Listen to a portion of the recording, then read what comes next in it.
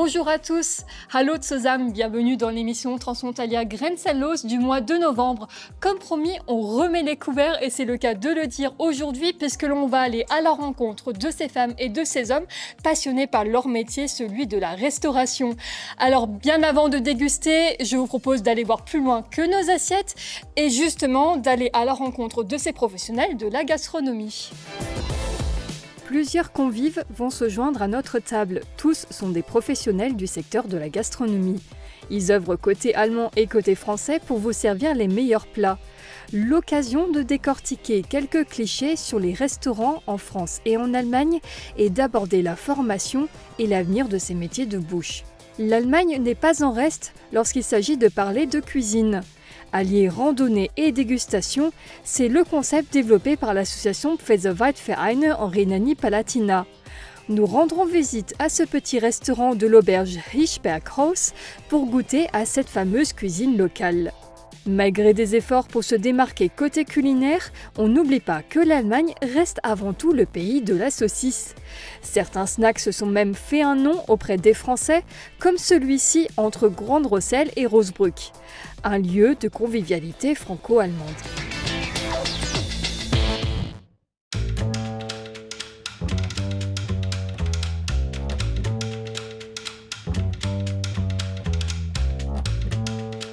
Bonjour Hervé Philippe. Bonjour. Merci de nous accueillir ici au Mercure Hotel et plus précisément dans son restaurant. Avec grand plaisir. Vous êtes ici depuis un sacré tas d'années, si j'ai bien compris. Tout à fait. Donc j'ai commencé ici au Mercure de Saarbrück City en 2005.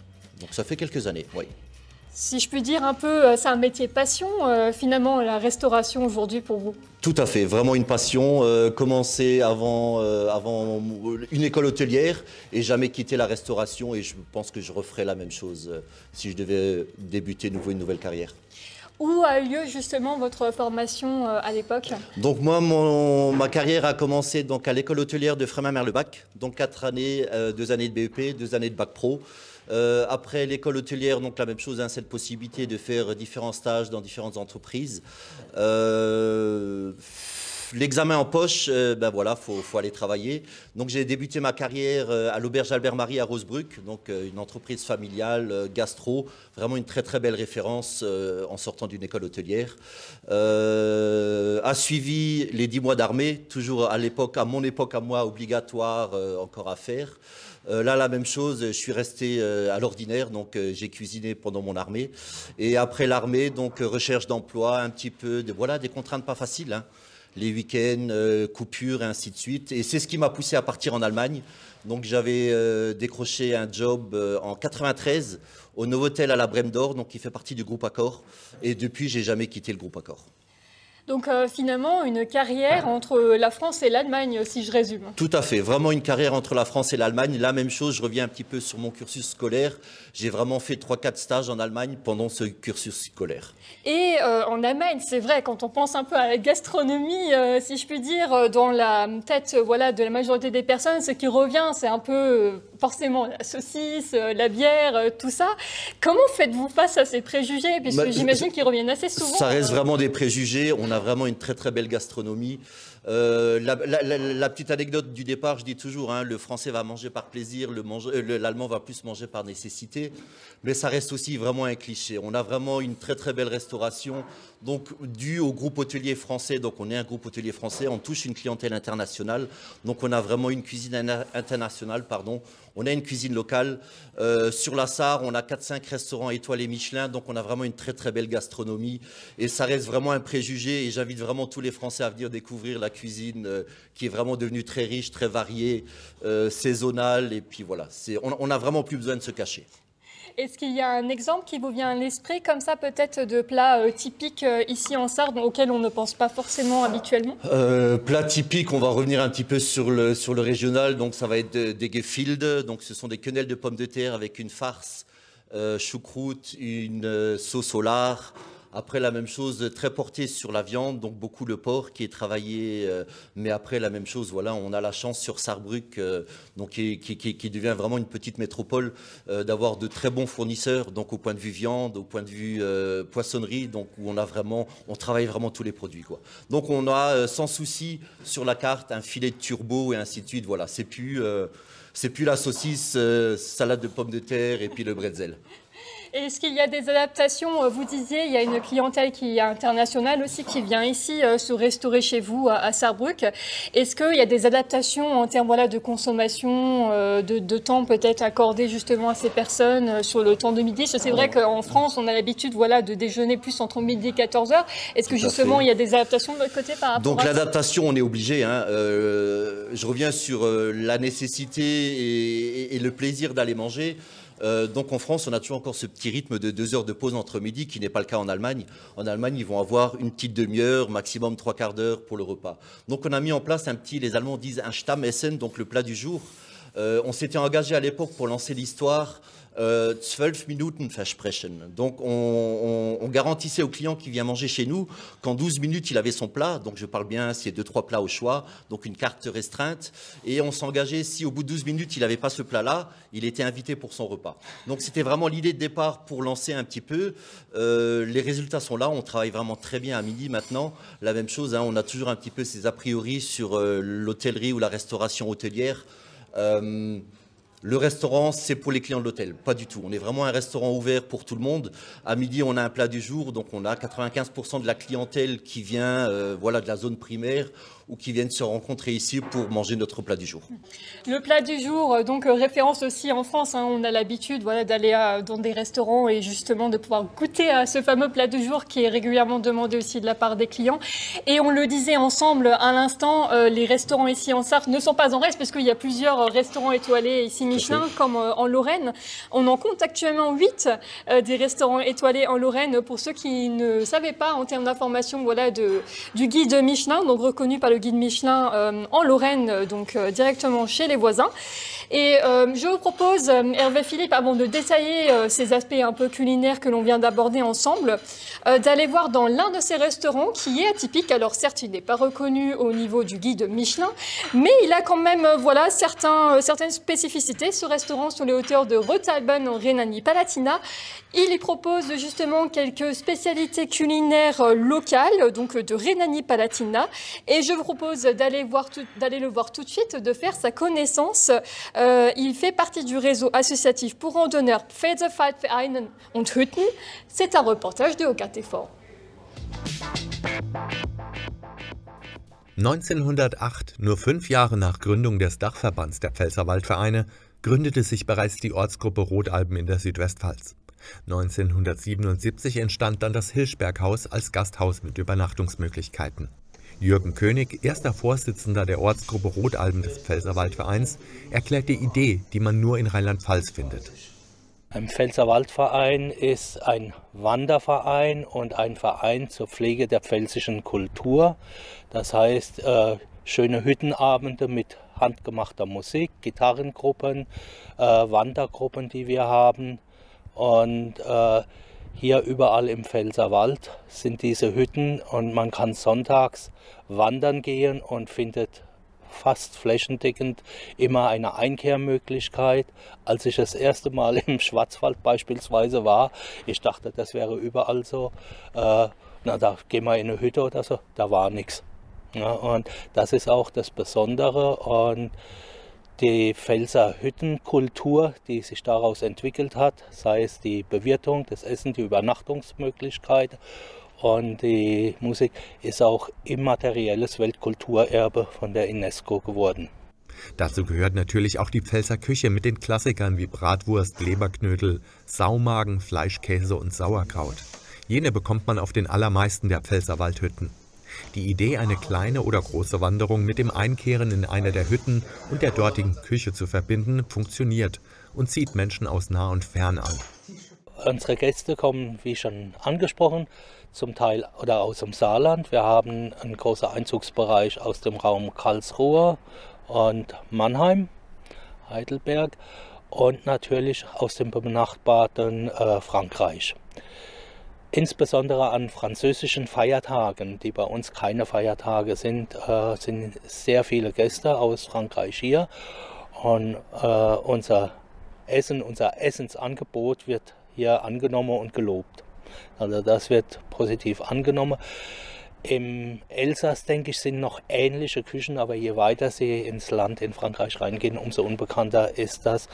Und die meisten wissen ja nicht, was ein Saumagen ist in wirklich und haben da nur eine nicht ganz appetitliche Vorstellung davon. Aber es ist natürlich eine Spezialität, die sehr gut ist, die auch unser Kanzler Kohl damals weltbekannt gemacht hat, ja. Wie allgemein in der Gastronomie mussten natürlich auch die Pfälzerwaldhütten auf die gestiegenen Kosten in den vergangenen Jahren reagieren. In Rodalben kauft man Fleisch, Brot und Bier daher lokal ein, um zu sparen und die regionale Wirtschaft zu unterstützen. Ansonsten müssen wir natürlich auch unsere Kostenseite weitergeben. Die Selbstbedienung hält die Preise ein bisschen unten, wegen Personalbedarf dann nicht so hoch ist. Und durch den Einsatz der freiwilligen Mitarbeiter, die hier zum Teil auch ehrenamtlich arbeiten, können wir die Kosten auf einem erträglichen Maß halten. Wir sind natürlich auch daran gebunden, kostendeckend zu arbeiten. Und wir mussten beispielsweise die Mehrwertsteuererhöhung halt voll weitergeben, weil da war keine Luft in der Kalkulation früher, sodass man das einfach durchgereicht habe.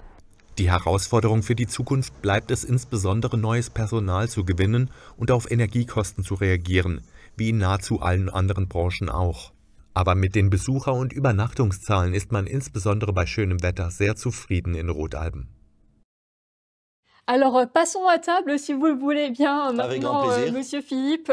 Ici, toujours donc au restaurant du Mercure Hôtel. Il y a des différences lorsqu'on passe à table entre la France et l'Allemagne. On n'a pas forcément une carafe d'eau qui est automatiquement servie à table lorsqu'on la demande. Il faut absolument payer pour consommer des boissons. Est-ce que c'est vrai, est-ce que c'est une réalité que les restaurants, de manière générale en Allemagne, font un petit peu leur chiffre d'affaires en fonction des boissons qui sont consommées sur place dans les restaurants? Donc c'est vraiment une partie qui n'est vraiment pas négligeable, hein, cette partie qu'on fait avec les boissons. Donc je reviens, j'ai une petite anecdote sur cette bouteille, non, cette carafe d'eau que les Français veulent toujours. J'avais un ancien chef qui est venu à l'époque sur le Novotel de Saarbrück, donc on était vraiment à 500 mètres de la frontière, 30 ans en arrière. Lui me disait toujours, écoute, il y a des Français quand ils viennent, tu leur donnes de l'eau tiède avec une petite goutte d'eau de Javel. Et puis tu leur dis, bah, écoutez, ça c'est notre eau qu'on a, vous voulez pas plutôt prendre une bouteille? C'est un petit peu dérisoire, c'est un petit peu marrant, mais la même chose, on a cette chance, les Allemands ont plus ce réflexe d'eau gazeuse. Donc voilà, on a automatiquement cette vente additionnelle. C'est rigolo parce que les Français boivent toujours plus d'eau gazeuse, mais la même chose, moi j'ai le Français qui vient, qui me demande la carafe d'eau, je leur mets bien volontiers la carafe d'eau avec le petit glaçon qui va avec, et puis voilà. Je dis toujours c'est bon enfant, et puis c'est du... Voilà. Bon, eh bien, ça va, on est arrangeant finalement Tout à entre fait. Saarbrück et la Lorraine. Tout à fait. Ça marche. Et autre chose qui revient ici en Allemagne, lorsqu'on va en restaurant en général en Allemagne, c'est que l'on doit laisser un petit pourboire. Est-ce que c'est le cas aussi, ou est-ce que C'est pas une obligation, mais c'est vraiment dans les mœurs. L'Allemand, je dis toujours, hein, il va prendre un plat principal, il va prendre 2-3 bières avec ou un verre de vin, il va laisser, je sais pas, 2, 3, 4, 5 euros de pourboire sur une facture de 15, 20, 25 euros. Donc il compte à peu près, on va dire 10% de la facture, c'est le pourboire. C'est aussi un petit peu toujours marrant quand on a des Français qui viennent. Donc je dis toujours, hein, le client français est un très très bon client pour la structure, parce qu'il va prendre un apéritif, il va prendre une bouteille de vin, il va prendre l'entrée, le plat principal, le dessert. Je me suis régalé, il va payer sur la chambre ou avec la carte de crédit, merci, au revoir. L'apprenti allemand, pardon, ou alors le collègue allemand qui n'a pas cette expérience-là, il va regarder, oh, bizarre. Il me dit que c'était super bien, mais il ne m'a rien laissé. Alors que l'allemand va être peut-être un peu plus, voilà, il va peut-être moins consommer, mais par contre, c'est vrai qu'il est quand même plus gracieux au point de vue de cette histoire de pourboire. C'est pas négligeable pour le personnel, ça leur permet vraiment d'avoir un petit complément de salaire. Et je dis toujours, hein, mes amis français avec qui on va souvent dans les restaurants allemands ou français, ils ont pris cette habitude l'habitude de donner le petit pourboire parce que c'est vraiment voilà, le petit plus. Mais la même chose, un pourboire se mérite. Donc il faut que la qualité soit là dans les assiettes, il faut que le service soit tip-top, il faut qu'on voit que le serveur a vraiment plaisir à nous servir. Je suis déjà sorti de restaurant sans rien donner parce que la qualité ou le service n'était pas là. Donc c'est pas une obligation, mais c'est vrai que c'est vraiment très bien vu le petit supplément à la fin du service. C'est difficile d'aborder en général les coûts de gestion puisque bien sûr ça change d'un restaurant à un autre, d'une structure à une autre. Mais il y a bien une nouveauté entre guillemets cette année, c'est que la TVA est repassée à 19%. Auparavant elle était à 7% pendant le Covid pour justement solliciter un peu, enfin faciliter en tout cas la venue de la clientèle pendant le Covid puisque c'est vrai que c'était un petit peu une période compliquée pour notamment le secteur de la restauration. Qu'en est-il depuis le repassage à cette TVA à 19%, est-ce que ça se ressent justement ici aussi sur votre secteur? Donc nous, ça nous a permis, cette différence de TVA donc de 12,7%, on l'a réinvesti dans la structure, donc on a rénové, on a remis un petit peu au goût du jour. La tendance qu'on a ces derniers temps, donc la même chose, depuis que la TVA est repassée à 19,7%, là, bien sûr, tout le monde a augmenté ses tarifs. C'est toujours un petit peu tranchant, les gens qui n'ont pas cette vision un petit peu sur la restauration, sur les coûts, sur les problématiques qu'on a, ils se disent ben super, la TVA elle baisse, ils baissent pas, la TVA augmente, ils augmentent tous leurs tarifs. L'important, je pense que pour le client, il est prêt à payer plus parce que tout est devenu plus cher. On va faire nos courses personnellement pour la maison, le petit cabas, on met facilement 5-10 euros de plus et pour exactement la même quantité d'achat. Je pense que le client est vraiment prêt à payer plus, mais il faut que la qualité soit là, il faut que la quantité reste. Et voilà, et ils sont prêts à absorber ce petit 5 à 10% que nous, on a répercuté sur nos tarifs de vente, quoi. Donc voilà, je vois ça d'un bon œil. La clientèle est là, la clientèle continue à venir, mais je pense qu'il faut vraiment jouer sur cette qualité et ce suivi justement de qualité. En tout cas, selon les structures, on s'adapte. C'est ce que l'on va voir chez Rudy, un petit snack qui existe depuis 1969 entre Rosebruck et Grande Rosselle. Et malgré les années, il n'a pas changé de recette. C'est ce que l'on va voir dans ce reportage de TV8 Moselle Est. Moi, je vais souvent avec les enfants. Et on vient les week-ends, voilà, dès qu'on a envie de manger un bon curry, parce qu'il est réputé. On connaît depuis qu'on est né. C'est constant. Ça fait 20 ans qu'on connaît, et puis ça existait déjà avant. C'est quelque chose qu'on aime bien. Oui, c'est bien, c'est sympa. C'est le peuple. Für die Bewohner ist Chez Rudy mehr als nur ein Imbiss. Es ist eine Institution. Im deutschen Nassweiler, direkt an der deutsch-französischen Grenze gelegen, versorgt dieser typisch deutsche Imbiss seit 1969 eine treue, mehrheitlich französische Kundschaft. Ein echtes Symbol des grenzüberschreitenden Lebens. Le concept d'un imbiss, c'est comme un restaurant rapide. On s'arrête, on prend une petite saucisse, on prend quelque chose à emporter, on mange sur place. Quand je regarde en dehors de mon snack, on a le côté français. En France, c'est plus les kebabs. Mais le classique d'un snack, comme en Allemagne, on ne trouve pas trop en France. Heute führt Jörg Keller, Rüdys Sohn, die Tradition fort. Seit der Übernahme 2008 nach dem Tod seines aus Frankreich stammenden Vaters hat Jörg nichts von dem verändert, was den Ruf des Imbisses ausmacht. Les spécialités, c'est surtout les currys. Ça veut dire c'est une saucisse qui est coupée avec une sauce qu'on fait nous-mêmes. Après, on a la façon de faire les poulets. Et oui, après, c'est ce qui est connu en Allemagne, c'est les Schnitzel, on fait des choses comme ça on est connu. Während sich die Gastronomie Herausforderungen wie dem Personalmangel oder der Wiederanhebung des Mehrwertsteuersatzes auf 19% stellen muss, läuft es bei Chez Rudy dank seinem familiären Umgang und den treuen Kunden weiter rund. Chez nous, ça ne joue pas un trop grand rôle. On a notre 19% pour ceux qui mangent sur place. Et on a toujours encore les 9% de ceux qui emmènent à la maison. C'est à peu près, chez nous, ça fait à peu près 50%. Il y a beaucoup de choses qui ont augmenté. Les livreurs, ils ont augmenté. Mais moi, j'essaye de garder les prix convenables et ça marche.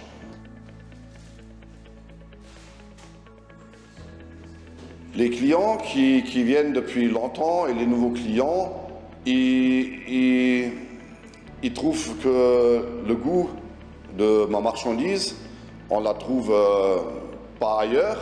C'est ça qui fait un peu que les clients ils sont très fidèles et même des gens qui sont partis de la région, quand ils viennent voir leur famille, la première chose qu'ils font c'est de venir manger un petit curry parce que ça leur rappelle leur temps quand ils vivaient ici et il n'y a rien de comparable. Mit seinem typisch deutschen Konzept ist der Eurosnack Chez Rudy zu einer echten Institution auf französischer Seite geworden. Beweis dafür, dass eine simple Mittagspause ein Symbol für eine dauerhafte Freundschaft ohne Grenzen ist. Tout est bon chez Rudy. C'est pas parce qu'il est là, c'est la vérité.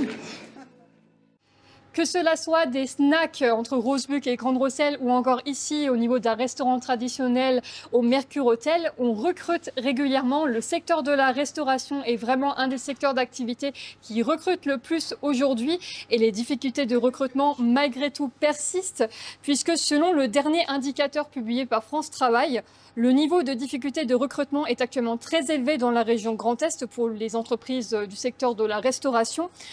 Deux critères peuvent expliquer ces difficultés à recruter du personnel, notamment les conditions de travail jugées difficiles ou encore la durabilité de l'emploi. Toujours selon France Travail, 58% des embauches se font sur un CDD de moins de 1 mois contre 30% en CDI, ce qui reste quand même relativement faible en termes de durabilité de l'emploi. Côté sarrois, ici au Mercure Hotel ou de manière générale dans la restauration en Sarre, peut-on observer la même tendance et même difficulté à recruter et trouver du personnel? Donc on a un petit peu ces mêmes problèmes de recrutement. Le Covid a vraiment laissé des traces, donc beaucoup de nos collègues nous ont quittés, ont trouvé d'autres métiers et puis avec des heures régulières, un tarif bien souvent plus important qu'on a dans la restauration. Par contre, je rebondis là-dessus. Nous, on a, c'est pas d'hier qu'on a des problèmes de recrutement, donc on a réagi déjà en amont. Comme je le disais avant sur l'autre partie, on a mis en place un poste, donc poste du matin, poste du soir, ce qui permet de concilier vraiment la vie privée, la vie professionnelle. On a vraiment eu un travail avec la DEOGA donc sur l'augmentation des salaires, donc ça nous permet d'être attractifs aussi. Je suis en moyenne, je pense que sur l'équipe de restauration, sur l'hôtel, on est à 30 personnes à peu près à y travailler. On a tous en moyenne à peu près 10 ans d'ancienneté. Donc ça parle pour nous, ça veut dire que le personnel s'y sent bien. On met vraiment un point d'honneur à ce qu'ils se sentent vraiment bien chez nous. Donc la même chose, les petits arrangements, une journée de libre et ainsi de suite. C'est un petit peu l'avantage d'une grosse structure où on arrive à jongler là-dessus. Le tarif, on l'a rappelé avant aussi, on a augmenté de 15,6% les 3 dernières années. Donc voilà, ça devient très attractif de ce côté-là. On a mis en place un système de primes en fonction des résultats et ainsi de suite. Donc voilà, on essaye vraiment de faire un maximum pour garder notre personnel, ce qui nous aide justement à avoir pas une trop grande fluctuation. Sur le jour d'aujourd'hui, on a besoin de personnes parce qu'on a une équipe complète. Mais bon voilà, l'avenir est proche et puis c'est vrai qu'on cherche toujours la perle rare. Et est-ce qu'il existe justement d'autres solutions pour faire face à ces difficultés de recrutement? Je pense notamment peut-être à la mutualisation de personnel. Je ne sais pas s'il existe effectivement des solutions dans ce sens, c'est-à-dire pour éviter d'avoir juste des contrats CDD d'un mois comme on peut le retrouver en France. Est-ce qu'il existe des moyens? Là, je suis un petit peu surpris avec ce contrat d'un mois. Ça, côté allemand, ça me dit vraiment rien du tout. Nous, déjà pas du tout dans une structure comme la nôtre. On a cette facilité en Allemagne, la même chose, et c'est peut-être ça qui donne aussi une grosse partie du pourcentage. Vous avez la possibilité en Allemagne de faire un mini-job. Donc c'est déclaré, vous avez votre fiche de paye à la fin du mois. Pour nous, notre personnel, ça nous représente, donc on a des étudiants de l'hôtellerie ou alors des études classiques qui font chez nous un mini-job, donc qui viennent travailler le soir, qui viennent travailler les week-ends. Ça représente entre 35 et 40 heures par mois. Ils touchent leur salaire, donc c'est brut net. Ça représente, donc là c'était 520 € sur le mois. Il ne faut pas dépasser parce qu'autrement c'est imposable. Et la même chose, il y a une petite revue de tarifs. Je crois qu'ils sont augmentés à partir du mois prochain. Je crois que c'est 18 ou 20 € qui se rajoutent dessus. Donc nous, ça nous permet vraiment d'avoir sur un coup de bourre du personnel qui est présent et on arrive à les mettre quand on a vraiment besoin de ça, quoi. Alors en parlant de salaire, de conditions salariales notamment, dans le secteur de la restauration et de l'hôtellerie, il y a de nouvelles augmentations salariales de prévues ici en Sarre. C'est suite à la signature d'une nouvelle convention collective entre les deux représentations importantes du secteur de la restauration en Sarre. Donc d'un côté des Deutsche Hotel- und Gaststättenverband et de l'autre le Gewerkschaft Nahrung Genuss Gaststätten. Que prévoit exactement cette nouvelle convention collective? Est-ce que vous en avez entendu parler? Est-ce qu'il y a des changements de prévus? Tout à fait, des changements sont prévus. Donc il y avait une négociation qui a été débutée l'année dernière, donc fin 2023, qui avait capoté. Parce que voilà, d'un côté, je crois qu'il y avait des histoires de chiffres de 28-30%. Qui est infaisable d'augmentation, c'est vraiment pas réel. Donc ça avait été mis sur la glace, il n'y avait pas eu de changement. Donc nous en amont, on avait déjà réagi à l'époque, on avait augmenté notre personnel de 3,5%. En sachant tout bien évidemment qu'en 2024, il y aura une augmentation qui a été signée, donc, comme vous venez de le dire, en début octobre. Je crois que ça représente à peu près 6%. Donc nous, on avait mis 3,5%. Donc bien entendu, on va rectifier le tir et en rajoutant ces 2,5-3% qui leur manquent.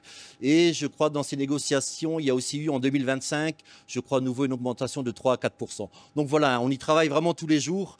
Notre vision, c'est vraiment, sans le personnel, on n'est rien.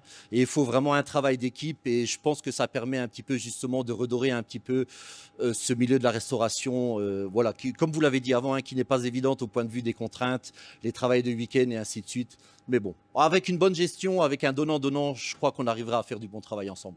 Et des efforts sont faits, notamment sur l'aspect salarial, mais aussi pour les apprentis, puisqu'il me semble que cette nouvelle convention collective prévoit aussi des augmentations pour les apprentis. Alors elles sont légères, mais il y a... Donc la même chose, je remets, je crois, grossièrement sur la première année, donc l'apprentissage d'un apprenti allemand, enfin qui fait ses études en Allemagne et qui travaille chez nous dans l'entreprise. Donc il commence sa première année avec un tarif brut de 1050 €. Je crois après chaque année, il y a 100-150 € qui se rajoutent. Donc voilà, première année d'apprentissage, 1050 € en brut. Voilà, je trouve que ça reste raisonnable et on devient, on va dire, compétitif par rapport au milieu de l'industrie et ainsi de suite, où bien souvent il y avait vraiment une grosse marge de différence, quoi. Donc plutôt une bonne nouvelle pour le secteur de la restauration, le fait qu'il y a des efforts qui sont faits pour l'augmentation des salaires du personnel de manière générale, que ce soit côté salarié, côté apprenti. Et pour pouvoir recruter du personnel qualifié, encore faut-il les former. C'est un autre levier pour finalement faciliter l'arrivée de nouveaux personnels dans le secteur de la restauration. C'est ce que vous faites ici au Mercure Hotel. Vous accueillez régulièrement ici des apprentis allemands et français. Eva en fait partie. Elle étudie actuellement au lycée Simon Lazare et elle effectue son stage depuis début novembre ici au Mercure Hotel au service de restauration. Et elle revient pour nous sur ses premières impressions. Je m'appelle Eva et je viens de Pologne. Je suis d'origine polonaise et je suis en classe TMHR, lycée Simon Lazare, hôtellerie-restauration. Et je suis à terminale déjà. Je tenais en polonais et après je déménageais à Biélorussie. Et du coup, j'étais là et j'étais au collège là-bas. Et en 14 ans, j'avais 14 ans, je déménageais à Faubourg.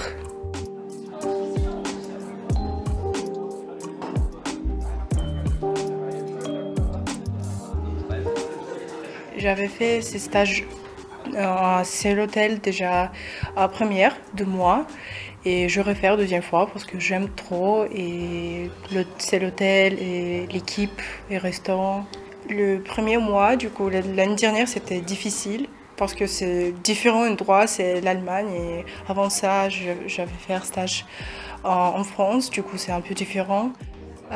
Ici, c'est un peu restaurant, du coup, serveur et faire mise en place. Buffet, du coup faire petit déj avec les clients de l'hôtel. Après, restaurant des midi, du coup plat de jour, servir de boissons, bar. Après, salle des banquets, servir les clients qui font un peu des business meetings ici. Et aussi service de soir, c'est aussi les clients normaux, pas les clients de l'hôtel. Et voilà, maintenant j'aime trop l'équipe, je connais déjà tout et ça me fait plaisir. On vient de le voir dans ce reportage, Eva effectue actuellement un stage ici au Mercure Hotel. C'est l'une des personnes qui est formée actuellement au lycée Simon-Lazare à Sarreguemines. Et parlons de cette formation, la formation qui ne se déroule pas de la même manière que ce soit en France ou en Allemagne. C'est ce que l'on va voir dès maintenant avec nos deux invités. Donc, Monsieur Schuler du lycée Simon-Lazare et aussi Monsieur Steinhausen de la TG BB7, donc à Saarbrück. Bienvenue à vous, willkommen bei uns. Donc au lycée Simon-Lazare, à quel type de diplôme prépare-t-on actuellement lorsqu'on veut justement rejoindre ce secteur de la restauration? Bonjour Camille, merci pour votre invitation. Effectivement, alors au lycée Simon-Lazare, on prépare un bac pro en 3 ans. Donc c'est 20 semaines en entreprise et le reste du temps au lycée où on forme les élèves donc, sur de l'enseignement général mais aussi de l'enseignement pratique à raison de 2 jours par semaine donc, dans les ateliers sur nos plateaux techniques. C'est-à-dire qu'il y a plusieurs possibilités de faire des stages tout au long de la formation? Tout à fait. Effectivement, il y a 6 stages différents, donc ce qui est une richesse pour l'élève, hein, voire 6 établissements différents en France ou en Allemagne ou dans d'autres pays encore via plusieurs dispositifs. Est-ce qu'il y a une poursuite ensuite d'études faisables suite à ce bac pro? Effectivement, les élèves peuvent poursuivre soit sur des certificats de spécialisation, ce qu'on appelait autrefois la mention complémentaire, ou alors continuer en BTS. Voilà, c'est les deux chemins classiques, je dirais. D'accord. Et il y a une possibilité d'effectuer des stages ici en Allemagne notamment, c'est ça? Tout à fait. Alors sur plusieurs dispositifs, quand on est sur des échanges, je dirais, proches, l'Allemagne proche, alors c'est un stage conventionnel hein, avec une convention de stage et on participe également au dispositif Meliprolor qui fait partie d'Erasmus, mais là c'est un petit peu plus loin, sur des pays étrangers. Et est-ce qu'il existe justement chez vous une formation pour, si je puis dire, approfondir un peu ses connaissances avec l'Allemagne, si parmi vos élèves, certains sont intéressés d'aller un peu plus loin et justement d'aller voir aussi de l'autre côté de la frontière ce qu'il se passe? Tout à fait. Alors on pousse les élèves justement à cela.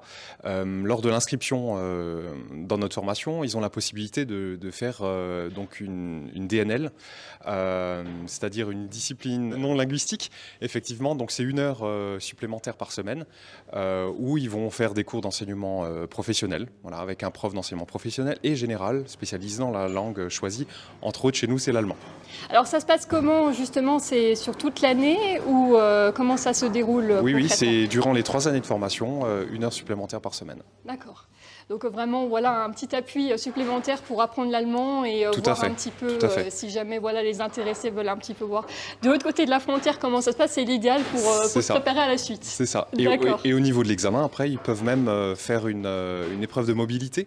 Donc c'est des points supplémentaires pour l'examen au bac et donc avec une petite option sur leur examen. En France, il faut savoir aussi qu'on a une formation qui existe en apprentissage. Pour citer un exemple, l'UFA Michel Roth à Sarreguemines également, qui propose voilà, de faire une formation en apprentissage. Donc ça commence par 2 ans de CAP cuisine ou salle, peu importe voilà, la spécificité, la spécialisation que l'on souhaite faire.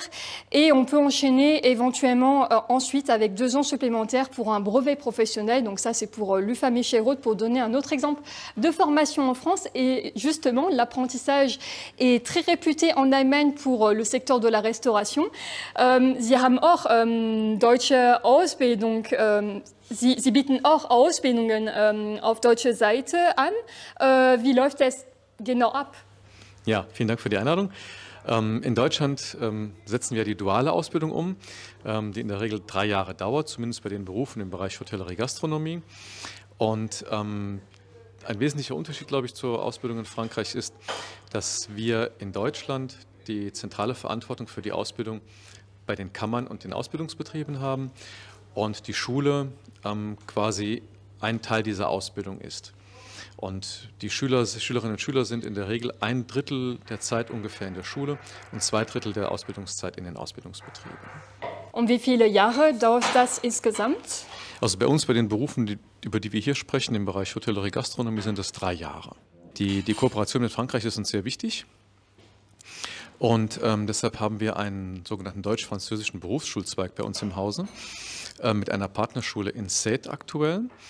Darüber hinaus haben wir auch einzelne Partnerschaften, die punktuell wirken, also beispielsweise auch mit Simon Lazare im Bereich Bäckerei, Konditorei, im Bereich der Agrartechnik auch mit Coursier Chaussel. Und der deutsch-französische Berufsschulzweig ist im Bereich Hotellerie Gastronomie und hat dort verschiedene Komponenten. Und es gibt auch eine Kooperation zwischen Ihrer Schule und dem Gymnasium in Saargemünd. Können wir nochmal darauf eingehen? Ja, genau. Wir haben auch eine Kooperation mit Simon Lazare im Bereich Bäckerei, Konditorei. Und dort ist es auch so, dass allerdings in sehr kurzen Intervallen die jungen Menschen einen Tag von unserer Schule zur Schule nach Saargemünd gehen und die jungen Menschen aus Saargemünd einen Tag zu uns kommen und dann bei uns in den Werkstätten arbeiten, backen, Pralinen herstellen und so weiter. Und ich kann mir gut vorstellen, dass Sie vielleicht in Zukunft versuchen werden, diese Kooperation weiter zu verstärken. Sehr gerne, ja, natürlich. Wir haben das ja erst im letzten Schuljahr angefangen, sodass wir jetzt Stück für Stück da drauf aufbauen können. Alles klar. Et Monsieur Schuler, justement, est-ce qu'il y a aussi des façons, voilà, de se préparer à, voilà, si les personnes sont intéressées de faire plus tard une carrière en Allemagne, est-ce qu'il y a aussi des équivalents de formation franco-allemande au lycée Simon Lazare? Effectivement, on a l'option Euro, donc c'est 1 heure supplémentaire par semaine en enseignement professionnel avec un enseignant d'allemand en l'occurrence, à partir de la classe de première, donc sur 2 années de formation. D'accord. Et cette formation Euro, elle s'appelle comment exactement? C'est la discipline non linguistique? Oui, c'est DNL, oui, c'est tout à fait, c'est par ce biais-là. D'accord, très bien. Eh bien, on voit que, en tout cas, il y a une forte coopération et pas mal, voilà, de formations qui existent des 2 côtés de la frontière pour aussi se préparer, voilà, au fait de travailler, que ce soit en France ou en Allemagne. Et au niveau du lycée Simon Lazare, vous avez vu, voilà, beaucoup d'étudiants actuellement. Combien vous en formez dans le secteur de la restauration? Alors sur l'hôtel-restauration, c'est une centaine d'élèves répartis sur les 3 années de formation. Et est-ce que parmi vos anciens, voilà, ceux qui ont eu leur diplôme entre-temps ces dernières années, est-ce que certains ont sauté le pas de faire voilà, une petite carrière, une petite aventure, voilà, oui. En Allemagne? Tout à fait. Un exemple très récent à vous donner, l'année dernière, on avait des élèves qui étaient en stage à Berlin par le dispositif Méliprolor. Et suite à l'obtention de l'examen, ils ont été embauchés par ces entreprises où ils ont réalisé leur stage en entreprise. Donc effectivement, c'est pérenne. Donc on voit que c'est tout à fait possible, voilà, une fois le diplôme en poche, de voilà, travailler, que ce soit en France ou en Allemagne. Vous avez eu des exemples, voilà, du côté du lycée Simon Lazare? Tout à fait. Régulièrement, on a des élèves qui travaillent à l'étranger. Sachez que justement, s'il y a des difficultés à reconnaître vos diplômes des 2 côtés de la frontière, il y a des facilités qui existent, des dispositifs qui existent pour vous aider à faciliter les choses et à faire reconnaître ces diplômes, ou du moins trouver des équivalences du côté allemand.